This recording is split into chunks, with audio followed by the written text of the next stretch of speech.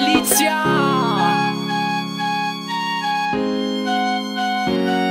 Io ny lako tagny an-tany nandeha hitady vola, fitadiavana io ry namana tsy vita moramora, ka tsy maintsy mitady anao rehefa te ho tafo, satria tagny amanko zanaka mahantra vo mifo maraina igny defa tremoko antava, raha tsy tremoko antava tsy mihinana ny vava.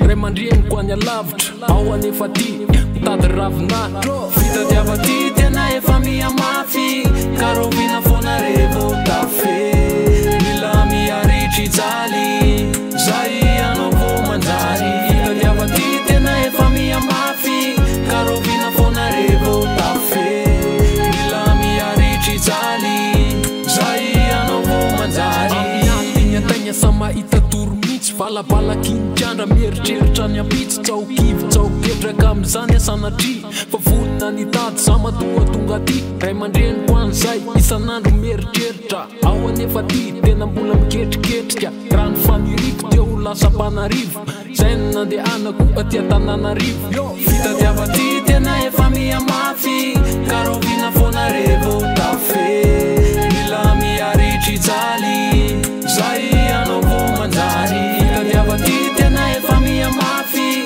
ka rovina foana revo tafe, mila miaritry jaly zay anao vo manjary. Misy afatro atsika avy any alavitra matoa tonga ty, tenolo fitadiava tsy mora kivy zany, fataovy ambony moraly agny andro raiky amboly fogna reo tomaly, vola marangao izy izy nirany ola dada, tena marina ary zany tsy mbalanga, tsofinareo rano zay ry dada sy ry mama, fandeha hitady vola noho ny alako lay tanàna. Fitadiava ty tena efa mihamafy, ka rovina foana revo tafe, mila miaritry jaly zay anao vo manjary. Fitadiava ty tena efa mihamafy, ka rovina foana revo tafe, mila miaritry jaly zay anao vo manjary. Mafy ty fitadiavana ty rahoana, atao akory moa fa tsy maintsy mitady ataigna. Galizia.